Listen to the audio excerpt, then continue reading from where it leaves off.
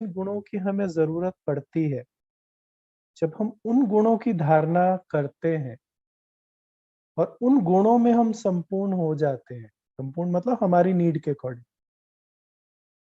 तो हम देही अभिमानी नहीं बन सकते।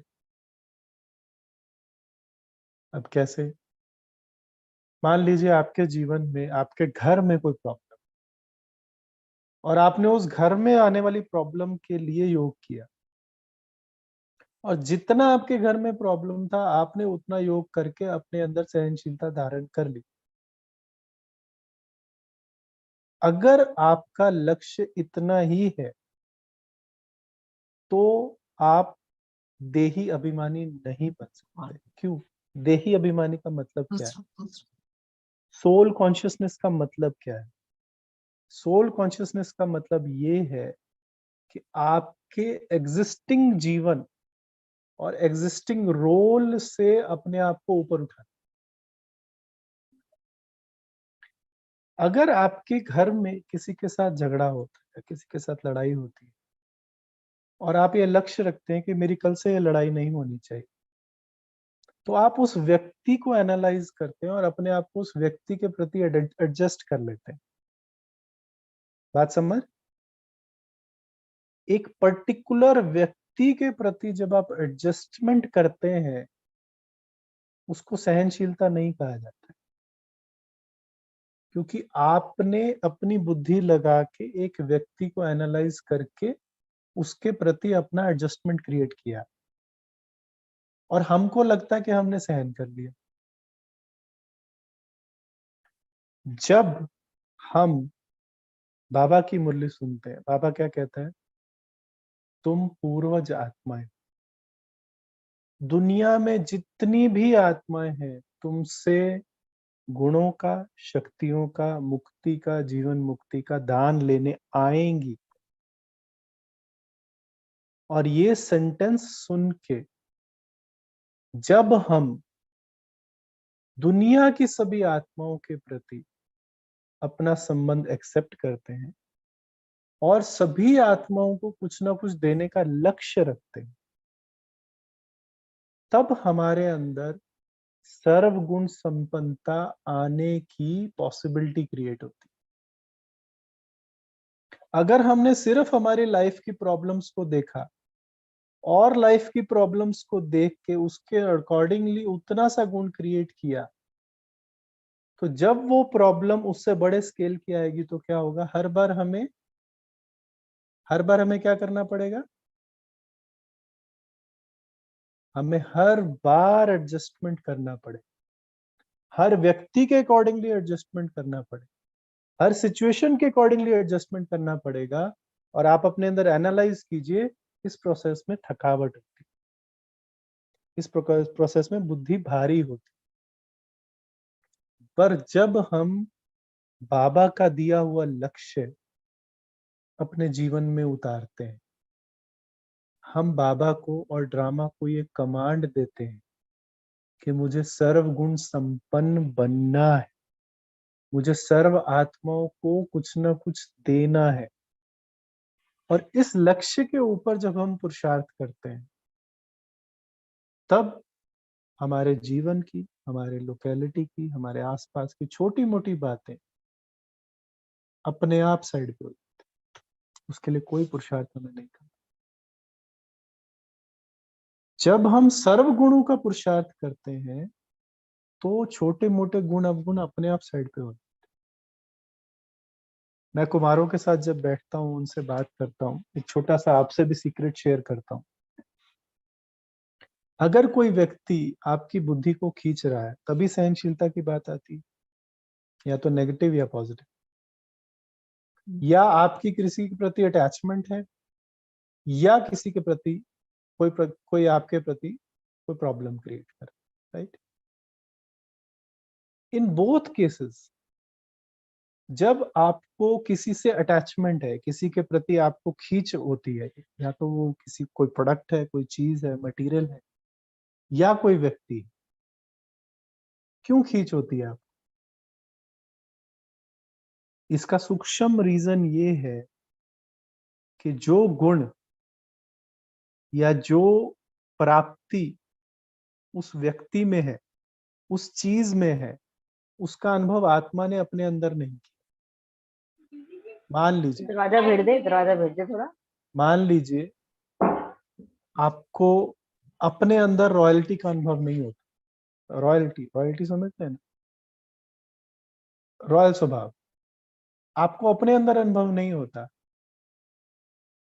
आपको सूक्ष्म में जिस आत्मा में रॉयल्टी दिखाई देगी, आपको उसके प्रति अटैचमेंट हो जाए। जिस चीज के आधार पे आपको रॉयल्टी का एक्सपीरियंस होगा, उस चीज से आपको अटैचमेंट हो जाए। जिस चीज के आधार पे आपको सेफ्टी सिक्योरिटी का एक्सपीरियंस होगा, उस चीज से अटैचमेंट। और जो व्यक्ति आपसे ये चीज या ये व्यक्ति या ये सिचुएशन छीनने की कोशिश करेगा, आपको उससे नफरत हो जाएगी। इसी को सहनशीलता कहता है।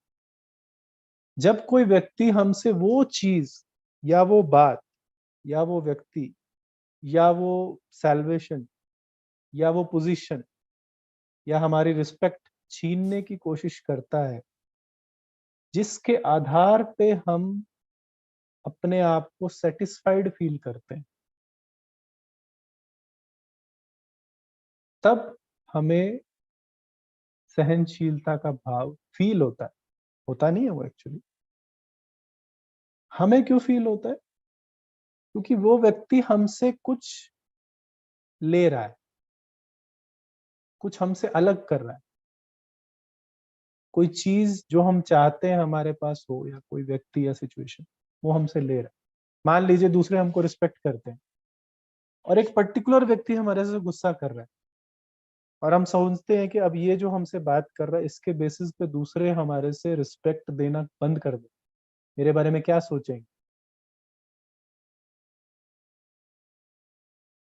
जब हमारे मन में ये भाव आता है, कोई व्यक्ति, वस्तु, एक्सटर्नल फोर्स हमारे से कुछ छीन सकती है, हमारा कुछ ले सकती है, तब मन में उस चीज के प्रति रिपल्शन आता है। मैं कुमारों की क्लास में बोलता होता हूँ,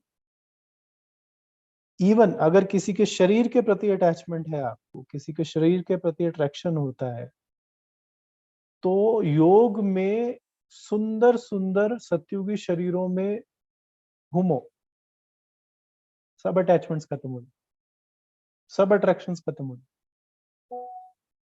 जब धन से अटैचमेंट है, एसेट से अटैचमेंट है, तो अपने सत्युगी स्वरूप में ये अनुभव करो कि मैं कितना संपन्न हूं और बाबा ने मुझे कितना कुछ दिया है। और जो बाबा ने मुझे दिया है सतयुग में, उसका आधार क्या है?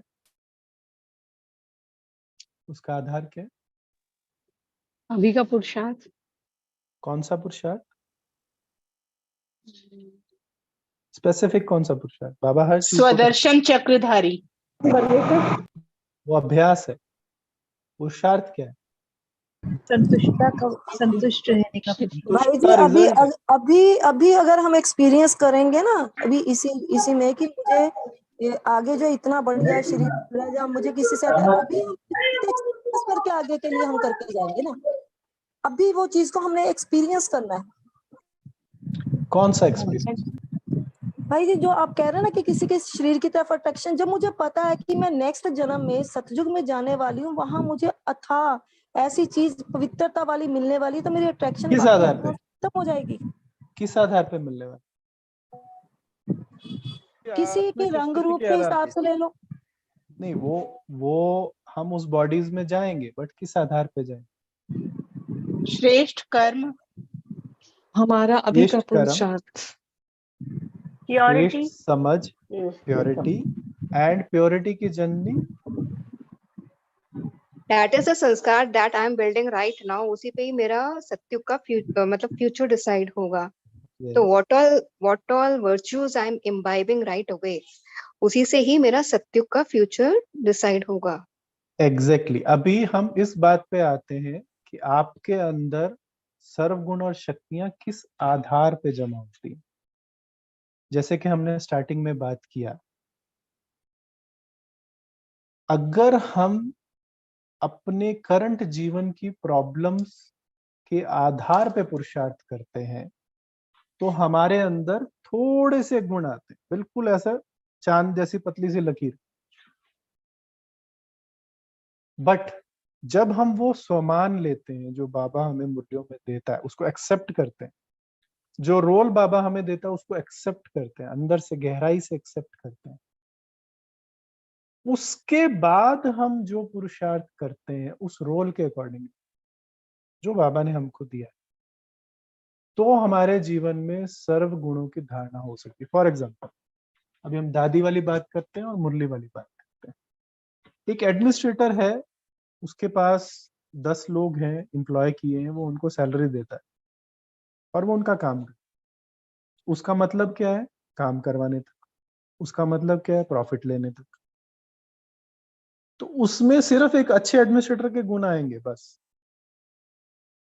बट जब वो ये समझता है कि मुझे ईश्वरीय गुणों का प्रयोग इसी चीज में करना है और मुझे ये सीखना है कि मेरा लक्ष्य कोई प्रॉफिट अर्निंग या ये 10 लोगों को चलाना नहीं है, मुझे ईश्वरीय गुणों के थ्रू इन 10 लोगों को चलाना सीखना है, क्योंकि मुझे 2500 साल पूरी की पूरी सृष्टि को ईश्वरीय गुणों के आधार पे चलाना है।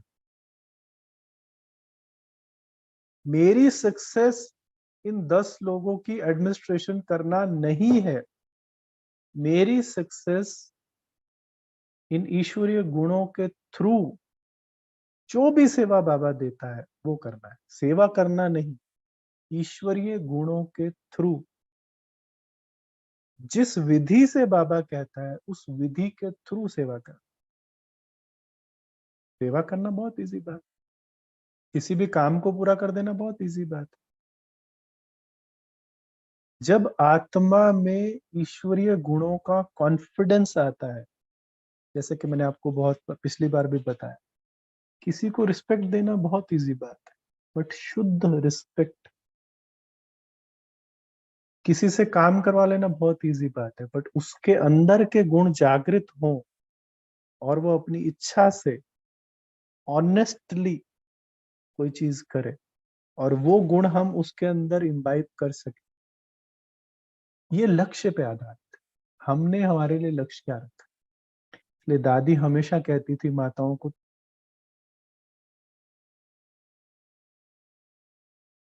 राजी आप म्यूट हो गए हैं।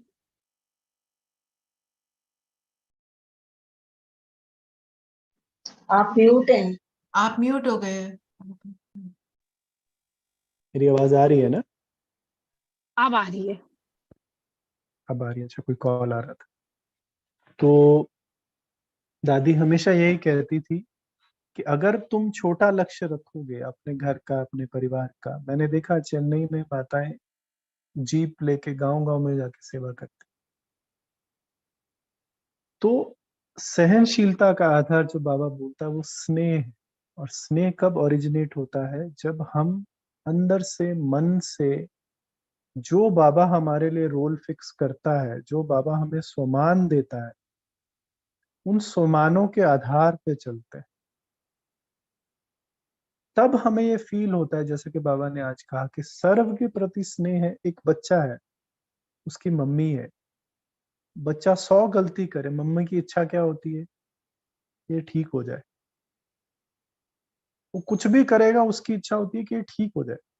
वो पता नहीं क्या क्या कुछ करेगी, बट उसको ठीक करने की कोशिश करेगी, राइट? बाबा ने हमको भी यही लक्ष्य दिया है कि सर्व आत्माओं के प्रति और खासतौर पे ब्राह्मण आत्माओं के प्रति हमारा ये भाव कि ये आत्माएं हमारी जिम्मेवारी, ये हमारा परिवार है। जैसे बाबा के लिए हम अपना मानते हैं, वैसे ही परिवार के लिए अपना माने। और वो तभी हो सकता है जब हम बाबा के साथ बैठ के बाबा की पोजीशन से इन सभी आत्माओं को देखें। जैसे कि कोई व्यक्ति, हम जब मधुबन में आए, सेवा करने आए, तो हमारे को काफी बड़ी सेवा दी, जिसमें बहुत सारी आत्माओं को मिला के एक प्लेटफॉर्म पे लाना, एक साथ मिला के आगे बढ़ाना, उसमें बहुत सारी चीजें होती थी। तो उन सिचुएशंस में मुझे हमेशा दादी की यही शिक्षा याद आती थी। मैं आपको अपने मन की बात बताता हूँ, मैं कई बार शाम को इतना थक जाता था कि मैं सुबह अमृत वेले बाबा को बोलता था कि बाबा बहुत हो गया, थोड़ा हल्का कीजिए। तो बाबा एक ही बात, कभी ये नहीं कहा कि बेटा हाँ मैं हल्का करता हूँ, चलो ये ऐसा, चलो ये वैसा, चलो तुम्हारे लिए इजी हो जाए। हमेशा एक ही बात, तू बड़ा आदमी, तुम बड़े आदमी, तुम्हें छोटा लक्ष्य नहीं रखा, तुम्हें छोटी चीज में सेटिस्फाइड नहीं होना, तुम्हें छोटी छोटी बातों में बुद्धि नहीं डालनी। ये सिखाया, ना कि ये सिखाया कि चीजों से पीछे कैसे हटे, चीजों से हल्का कैसे बने। नहीं, लक्ष्य छोटा रखेंगे, सहनशीलता धारण नहीं हो सकती। सहनशीलता धारण करने का मतलब है अपने आप को सदा और सर्व गुणों से संपन्न कर।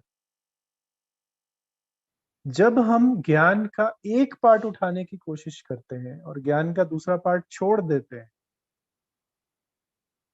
तो ज्ञान अधूरा काम कभी नहीं करे, कभी नहीं करे। हमको जो बाबा से दूरी फील होती है, या हमको जो गुस्सा आता है, या जो हमको जो अधूरापन फील होता है, हमारे पुरुषार्थ से जो डिससेटिस्फेक्शन होती है, उसका एक ही कारण है कि हमने ज्ञान को टुकड़े में उठाया। कुछ पार्ट हमको जो अच्छा लगा, जो सूटेबल लगा, हमने वो उठाया, और जो पार्ट ज्ञान का हमें भले समझ नहीं आया हो, बट बुद्धि ने अगर उसको रिजेक्ट किया, एक है ठीक है हम समझेंगे बाबा से, ये वाला एरिया मेरे से अभी नहीं हो रहा, मैं बाबा से पूछूंगी, समझूंगी, ठीक है। और एक होता है, ये एक सर्कल बना दिया, उस सर्कल के बीच में खड़े हो। हमारा तो यही बात है। जब आप अपने आप को लिमिट करेंगे, तो बाबा की विजन और आपकी विजन में डिफरेंस क्रिएट होगा। और जैसे ही आपकी विजन और बाबा की विजन में डिफरेंस क्रिएट हो गया, आपका स्वमान खत्म। सहनशीलता का बहुत सीधा और सिंपल विधि है। जैसे बाबा आत्माओं को देखता है, जिस विधि से देखता है, जिस लक्ष्य से देखता है, और जिस जिम्मेवारी से देखता है, शिव बाबा और ब्रह्मा बाबा हर आत्मा के प्रति जो जिम्मेवारी का अनुभव करता है, वो जिम्मेवारी मैं अनुभव करूं, तब मैं सहन करूं। जब तक बुद्धि में ये लक्ष्य नहीं है, ये कंस्ट्रक्टिव आइडिया नहीं है, ये सेंस ऑफ रिस्पॉन्सिबिलिटी नहीं है, तो थोड़ी देर बाद ना बुद्धि किनारा करने की इच्छा रखती है, बचने की इच्छा रखती है, अपने आप को बचाने की इच्छा रखती है, और उसी प्रोसेस में हमारे माइंड में नेगेटिव विचार आने शुरू हो जाते हैं। ये नेगेटिव विचारों का सोर्स है। मुझे क्या पड़ी है, मैं कितना कर सकती हूँ, बस यहीं से नेगेटिव विचार आने स्टार्ट हो जाते हैं।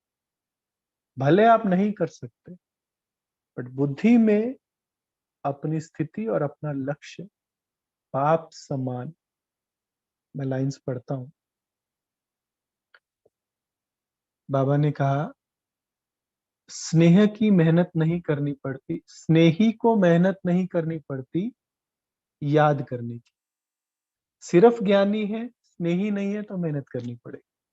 सिर्फ ज्ञानी मतलब अपनी बुद्धि लगा के कुछ ना कुछ मार्केशन किया, वह मेहनत का फल खाता, वह मोहब्बत का फल खाता। मोहब्बत मतलब जो बाप सोचता है और जो मैं सोचता हूँ, वो दोनों एक है, ये मोहब्बत है। मोहब्बत का एक ही मतलब है, no difference of opinion between both of us. जैसा बाबा कहता है, जैसा बाबा समझता है, जो बाबा बोलता है, वो हमारा हो। फिर बाबा ने कहा, आज बाप दादा सर्व बच्चों के दिल का स्नेह चेक कर रहे थे, चाहे बाप से चाहे सर्व से, चाहे बाप से चाहे सर्व से। तो आप सभी अपने को क्या समझते हो? दादी ने मैं मधुबन आया, मैंने जानकी दादी की पहली क्लास सुनी। मैं बहुत बहुत भाग्यशाली हूँ कि मैं जानकी दादी को बहुत क्लोजली रहा हूँ। तो दादी जानकी ने मधुबन में आने के बाद पहली क्लास में मुझे एक बात जो सुनाई, वो मेरे बुद्धि में छप गई और बहुत काम आई। दादी ने कहा, अपने आप को कभी भी किसी एक कमजोरी को देखना कभी अलाउ मत कर। अगर किसी एक व्यक्ति की कोई एक कमजोरी देखने के लिए आपने अपने आप को अलाउ कर दिया तो बुद्धि को आदत पड़ जाएगी। ये दादी के डायरेक्ट शब्द। एक मिनट।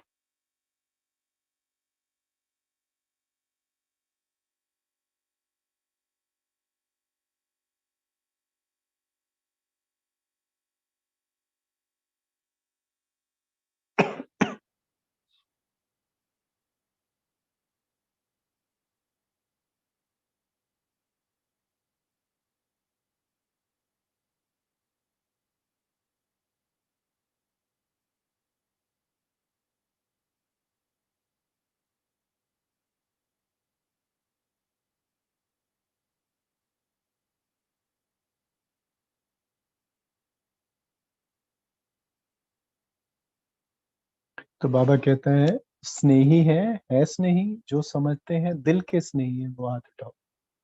सर्व के स्नेही। अच्छा, बाप के तो दिल के स्नेही हैं, सर्व के हैं। हर एक समझता है कि ये मेरा भाई बहन है, हर एक समझता है ये, या कोई कोई समझता है? जैसे बाप के स्नेह में सभी हाथ उठाते हैं, हाँ बाप के स्नेही हैं, ऐसे आप हर एक के लिए हाथ उठाएंगे कि हाँ ये सर्व के स्नेही है, ये सर्टिफिकेट मिलेगा।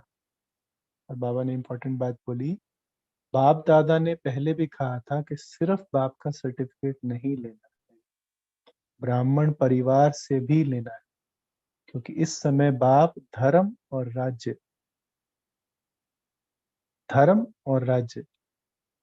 दोनों स्थापन करें। और वो किस आधार पे?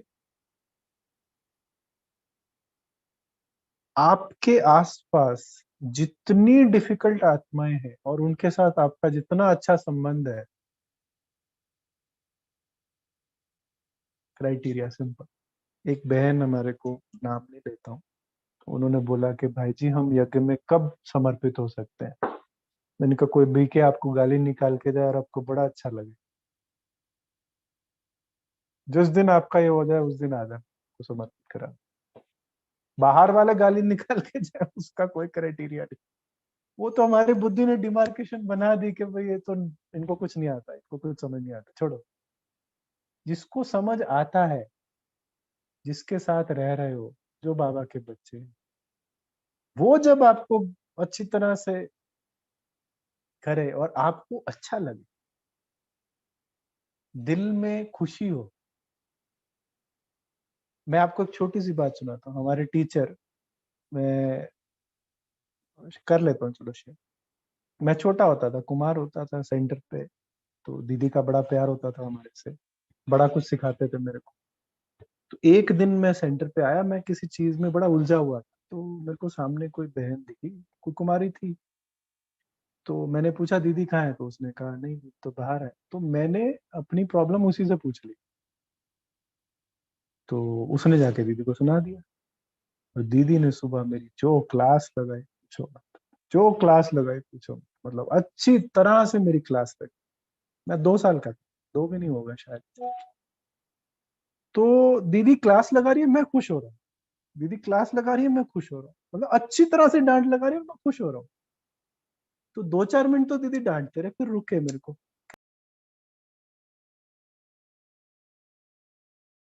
आप म्यूट हो गए भाई जी। फोन बहुत आ रहे हैं आज भाई। तो मैंने कहा दीदी, आवाज आ रही है ना? आवाज आ रही है?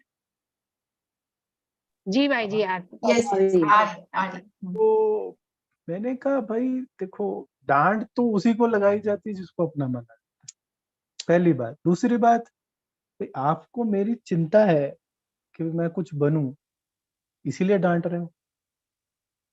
तो लोग तो बहुत चलते फिरते हैं,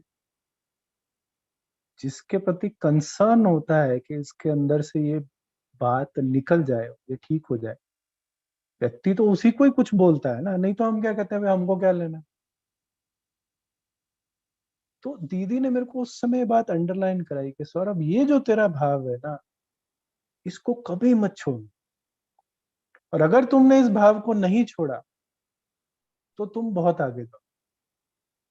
और मेरा भाग्य देखो, मैं मधुबन आया सेवा में, फर्स्ट डे हमें रमेश भाई जी से मिलाने लेके गए, और जो रमेश भाई जी ने हमारी रेल बनी कुछ बात होगी, कुछ कोई प्रोसेस फॉलो नहीं हुआ होगा, हमको तो पता नहीं बैकग्राउंड में क्या हुआ, और मैं वहां भी खुश हो रहा, तो रमेश भाई जी मुझे देख रही, ये क्या आदमी मैं डांट रहा हूँ, ये खुश हो रहा है। तो हम अक्सर इस बात से खुश होते हैं कि लोग हमारे प्रति कंसर्न्ड है। वो खुश होते हैं जिसके प्रति कोई कंसर्न नहीं होता, उसको पता होता है कि भाई हाँ चलो, ये मेरे प्रति कंसर्न है। हमारा ब्राह्मण परिवार से हिसाब किताब है, ये भी खुशी की बात है कि दुनिया की जो सबसे ऊपर की आत्माएं है, हमारा उसका हिसाब किताब है। आप सोचो, मतलब उनके आसपास ही आएंगे, मतलब टिकट पक्की हो गई ना, हिसाब किताब होगा तभी तो आएंगे, तो कैसे आए। तो ये यहाँ भी एक क्वेश्चन है सौरभ भाई जी, हर एक जना तुम्हारी प्रोग्रेस के लिए नहीं कुछ कर रहा होता। दीदी ने किया एक बात है, बड़ों ने किया एक बात है, किसी ने भी किया, दोनों बातों में अंतर है। मैं शिव भगवानों बात करूं या ब्राह्मण भगवानों बात करूं। शिव भगवानों तो बाबा ये कहता है कि जो भी आत्मा ब्राह्मण जन्म लेने के बाद तुम्हारे संपर्क में आती है, एक भी आत्मा या तो पुराना हिसाब किताब चुकतू करने आती है या तुमको दिव्य गुण धारण करवाने आती है। हमारे मधुबन में हमारी बहुत डिस्कशंस होती हैं, जब भी हमारी ज्ञान चर्चा होती है, मैं हमेशा एक बात बोलता हूँ, दो ही प्रकार के ब्राह्मण होते हैं। कितने प्रकार के ब्राह्मण होते हैं? दो ही प्रकार के होते हैं। कौन से? एक वो जो राजा बनते हैं, और दूसरे वो जो राजा बनाते हैं। ये बाबा की मुरलियों में आया, ब्राह्मण निमित्त है तुम्हें देवता बनाने के। आप कहेंगे तो मैं मुरली निकाल के दूं, ये डायरेक्ट शिव भगवानों वाच्य। ड्रामा में जो भी ब्राह्मण तुम्हारे आसपास है और जो तुम्हारी टांग खींचता है, वो निमित्त है तुम्हें राजा बनाने के, तुम्हारे अंदर दिव्य गुण धारण कराने के लिए निमित्त है। दो ही प्रकार है, तीसरी प्रकार ही नहीं। आप कहें तो मैं रात को वो मुरली का एक्सपेक्ट निकाल के आपको भेजू। मैंने बहुत रट्टे लगाए हैं, इसी आधार पे ही भेज मधुबन सेवा की। भेज दीजिएगा भाई जी। जरूर भेज, जरूर भेज। बाबा ने यहाँ तक कहा था, सुनाऊं? थोड़ी करड़ी मुरली है। हाँ जी, हाँ जी। सुना दीजिए। मुरली में बाबा ने कहा था, ब्रह्मा बाप को फर्स्ट नंबर रैंक किस आधार पे मिला? बाबा ने कहा,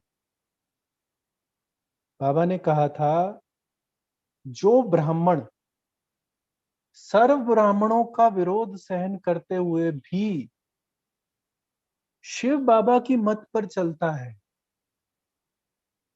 दूसरों की नहीं, नॉन बीकेस की नहीं, हर ब्राह्मण के जीवन में ऐसा समय जरूर आएगा जब उसे दूसरे ब्राह्मणों की विरोध को सहन करना हो, और तब वो ब्राह्मण अगर शिव बाबा की मत पे चलता है और सर्व ब्राह्मणों का विरोध सहन कर लेता है, तो वो सब ब्राह्मण इस बात के कारण उसको अपना राजा एक्सेप्ट कर ले।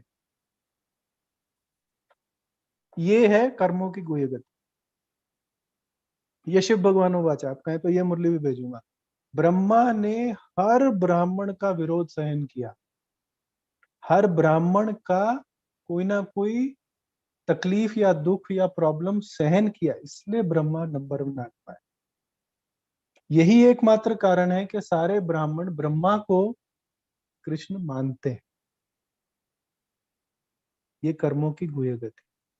बाबा ने कहा था ब्राह्मणों के बीच में कर्मों की गुह्य, जितना ब्राह्मणों का सहन करोगे उतना ब्राह्मणों में ऊंच जाओ। ये बाबा की बताई हुई सूक्ष्म मेटाफिजिक्स। आइए डेट बोलने की डेट वो बुद्धि में पड़ी हुई है सारी बातें, डेट्स और वो मुरलीज निकाल के भेजूंगा मैं आपको, जरूर दूंगा, क्योंकि मैंने बहुत Sure, रट्टे भाई। लगाए हैं इन मुरलियों के। Sure. मुझे याद है जब हम शुरू में आए थे तो मैं इन चीजों का बहुत बहुत सूक्ष्म में ध्यान रखता था, और कोई व्यक्ति तंग करता था तो भाई चलो आज इतने पॉइंट्स मिल गए। और ये सच है, मैंने मेरे सामने आंखों के सामने देखा है।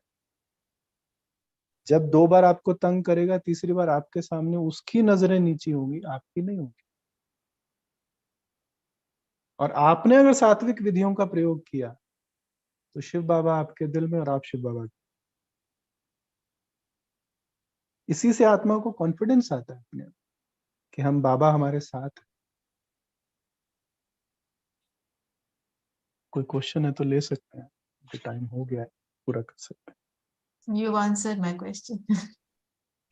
नहीं, मैं आपको बाबा की मुरली भी वही असर जी, करता है, बिल्कुल भेजिएगा। बिल्कुल। एग्जैक्ट बाबा के महावाक्य। हाँ और जी एक बात बोलो, हाँ, और एक बात, जी छोटी सी जी। बात। बाबा ने एक मुरली में कहा था अगर ब्राह्मणों से पेपर नहीं आ रहा है मतलब आगे नहीं बढ़। ये भी शिव भगवानोवाच। ये अगर बिल्कुल ब्राह्मणों से पेपर नहीं आ रहा है मतलब आगे नहीं बढ़। पेपर ही ब्राह्मणों से आ रहा है। नहीं आ रहा है तो आ रहा है तो आ रहा हाँ, है, तो पेपर ही इसमें ब्राह्मणों इसमें से आ दूसरी रहा है। लाइन, इसमें दूसरी लाइन भी बाबा ने बोली थी। एक है पेपर आना, वो जरूरी है, और एक है निमित समय में पेपर में पास हो जाना, उसको लंबा खींचना नहीं। पेपर का आना भी जरूरी है, पेपर में पास होकर उस पेपर का खत्म होना भी जरूरी है। दोनों चीजों में अपनी रेटिंग दी। क्या मैंने किसी पेपर को लंबा खींचा? किसी व्यक्ति ने जिसने मुझे 6 महीने पहले कोई पेपर क्रिएट किया, आज नहीं होना चाहिए। और अगर है तो मतलब मैंने ईश्वरीय विधियों को यूज नहीं किया।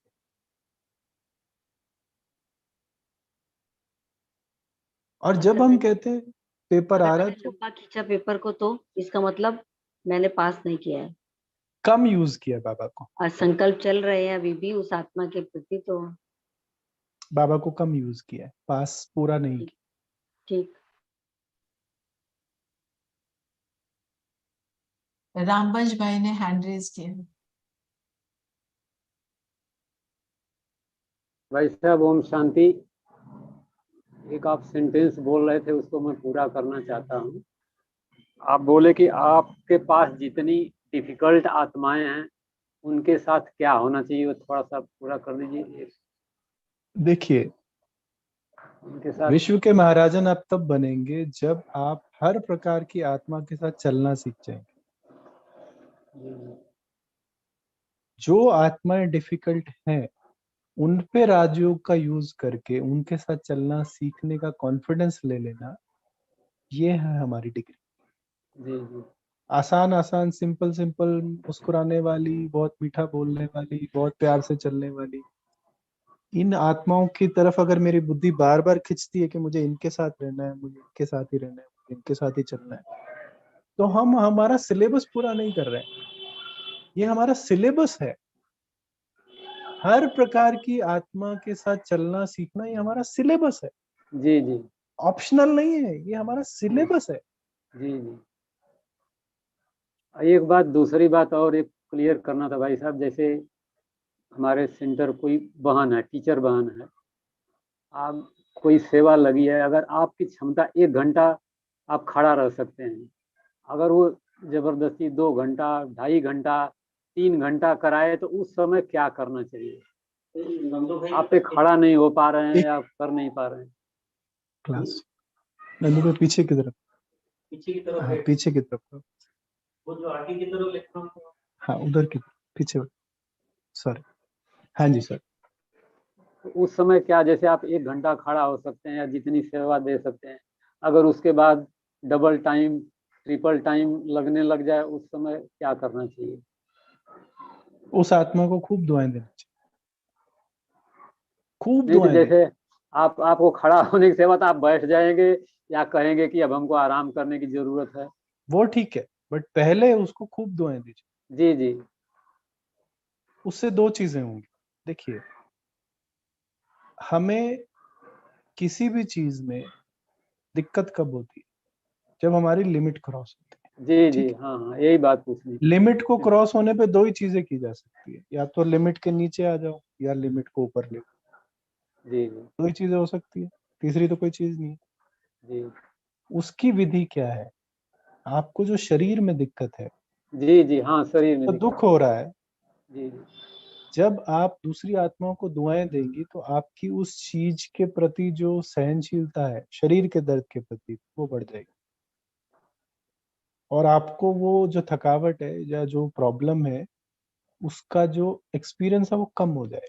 मैं अपना पर्सनल जी एक्सपीरियंस बता रहा हूँ। नहीं, सही बात। दूसरी बात, उस आत्मा को भी ये टचिंग होगी कि भाई ये मैंने थोड़ा ठीक से नहीं किया, उसको समझ आए।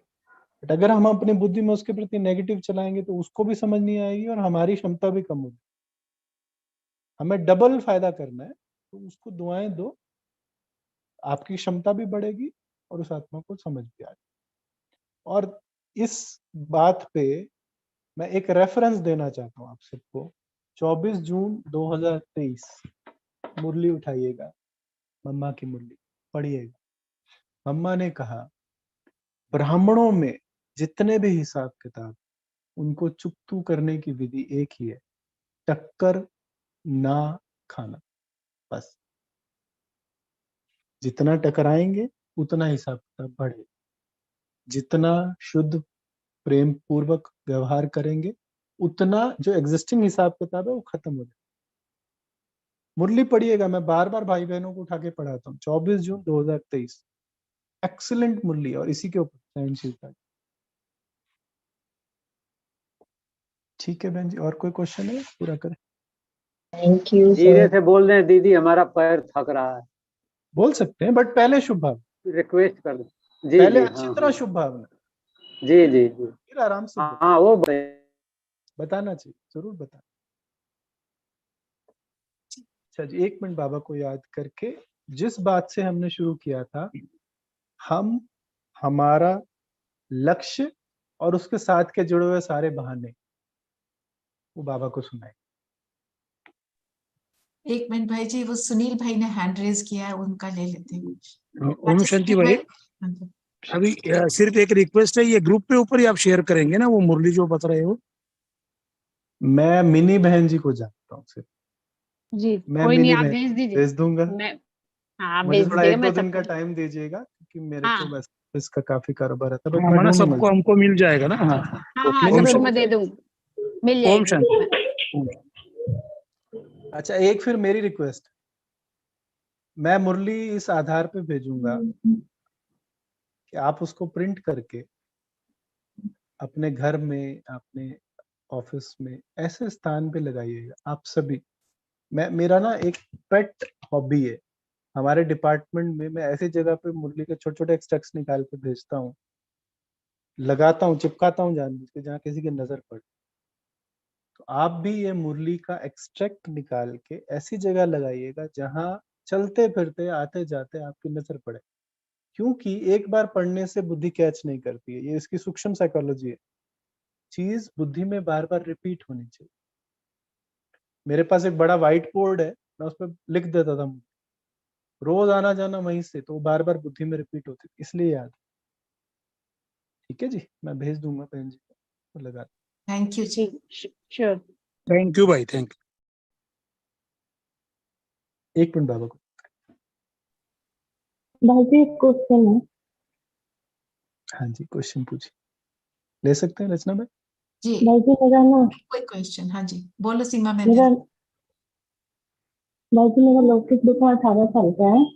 तो वो ना जैसे मतलब, जैसे आज मेरी तबीयत खराब थी तो उसको पानी आवाज भी क्लियर। बैठे बैठे चाहिए। आवाज क्लियर नहीं है सीमा बहन। इसलिए बल्कि मेरा लौकिक बेटा 18 साल का है, तो उसको ना मतलब उसकी सारी बात माननी चाहिए। तो आज मेरी तबीयत ठीक नहीं थी, तो मैंने बोला मैं इतना नहीं सकूंगी, तो फिर वो गुस्सा हो जाता है। तो मतलब मेरे को उसको उल्टा बोलना ही पड़ता है, तब वो थोड़ा कंट्रोल आता है। लेकिन मेरे को उल्टा बोलने में अच्छा नहीं लगता है, ऐसे लगता है कि हम पूर्वज हैं, उनकी सारी मनोकामनाएं पूरी करनी चाहिए। तो इसमें हम क्या करें? पहले तो लौकिक बेटा सोचना छोड़ी,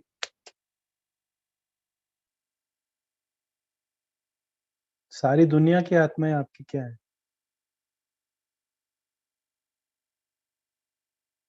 सब बताइए भाई भाई। भाई है।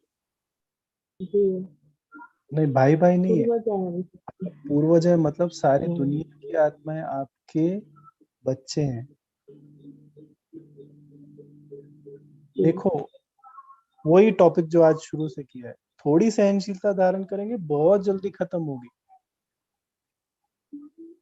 लक्ष्य ऊपर रखिए तो बार बार बाबा से योग लगेगा, तो सहनशीलता जमा होगी। सिर्फ बेटे का सहन नहीं करना है, सबका सहन करना है और सबको स्नेह देना है। जैसे मैं उसको कभी उल्टा बोलती हूँ तो ये गलत करती हूँ क्या? नहीं क्योंकि उसकी सारी बात मानने से तो भगवान वो पानी भी लेके नहीं पीती।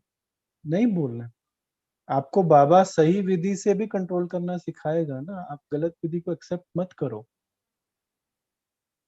हम्म, ठीक है? जी, सहनशीलता थोड़ा ज्यादा क्वांटिटी में धारण की, थोड़ी क्वांटिटी में जल्दी खत्म। चलो ठीक है, ओके जी। जी ओम शांति भाई जी। ओम शांति। अभी और भी है? और भी कुछ है?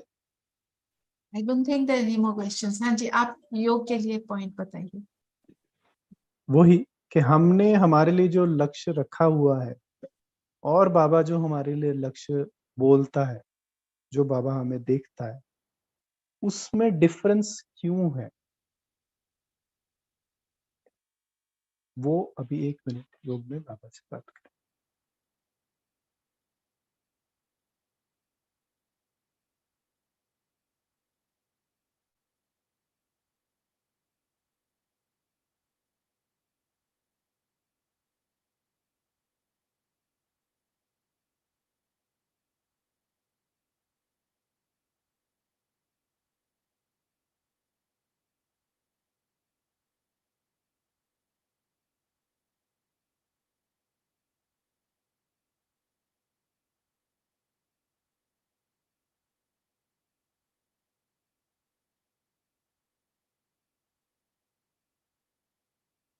चलिए, सुबह बाबा को अमृत वेले इस पे खूब डिटेल में डिस्कशन करना, बाबा आपको खूब टच करें।